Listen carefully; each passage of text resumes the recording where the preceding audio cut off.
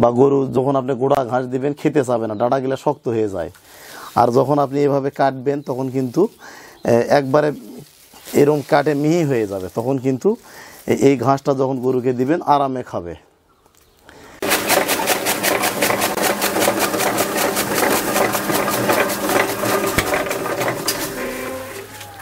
দর্শক বন্ধুরা আসসালামু আলাইকুম। অনেকে জানতে চান যে ভাই গরুকে ঘাস কিভাবে খাওয়াবো, গরুকে ঘাস খাওয়ানোর সঠিক নিয়ম কোনটা, কিভাবে আপনি গরুকে ঘাস খাওয়ান, তাদের উদ্দেশ্যে আজকের ভিডিওটা। দর্শক মণ্ডলী, আমরা যেভাবে ঘাস খাওয়াই দেখলেন যে আমরা চপিং করলাম, এই ঘাসটা আমরা চপিং করে নিলাম, আমরা কেটে নিলাম চপিং করে, আপনাদেরকে আমি দেখাচ্ছি। তো দেখেন আপনারা, এই ঘাসটা আমরা মেশিন দিয়ে চপিং করে নিলাম, এই যে মেশিন দিয়ে চপিং করে কতটা মিহি হয়ে গেছে। তো এইভাবে আমরা ঘাসটা গরুকে কাটে খাওয়াই। এর কারণটা হচ্ছে আমাদের যে মেশিনটা, এটা হচ্ছে 2 ব্লেডওয়ালা একটা মেশিন।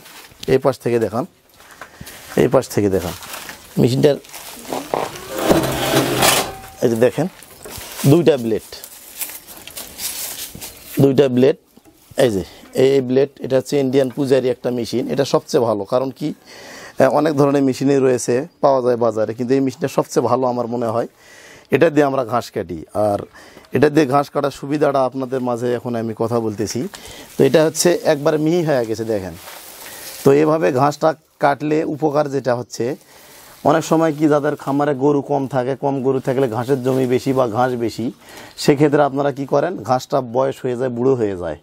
তো মনে করেন যে এই ঘাসটা খাওয়ানোর অনুপযোগী, বা গরু যখন আপনি গোড়া ঘাস দিবেন খেতে চাবে না, ডাঁটাগুলো শক্ত হয়ে যায়।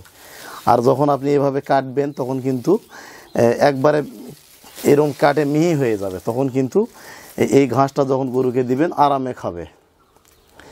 এটা আপনি সাইলেন্সও করতে পারবেন, কিন্তু এই ঘাসটা সবচেয়ে ভালো। এটা হচ্ছে যারা হাইব্রিড ঘাস। আর আমরা আমাদের খামারে গরুগুলাকে এইভাবে আমরা পর্যাপ্ত পরিমাণ ঘাস দেই, দিনে 3 বার, যতখানি খাইতে পারে আর কি। আমরা দানাদার, শুধুমাত্র নামমাত্র দানাদার, অল্প পরিমাণ দানাদার এবং পানি খাওয়াই। আর দানাদারটা আমরা মিক্সার তৈরি করি, সেটা আমরা খাওয়াই। আর এই যারা হাইব্রিড ঘাসটা আপাতত আমরা গরুকে খাওয়াচ্ছি, 3 বেলা পর্যাপ্ত পরিমাণ আমরা খাওয়াই। তো যারা গরুর লালন পালন করেন, বর্তমান দেখতেছেন যে দ্রব্যমূল্যের ঊর্ধ্বগতি, গোখাদ্যের দাম অনেক বেশি, যার কারণে অনেক খামারিরা কিন্তু খামার ক্লোজ করে দিয়েছে, পিছিয়ে গেছে আর কি খামার সেক্টর থেকে।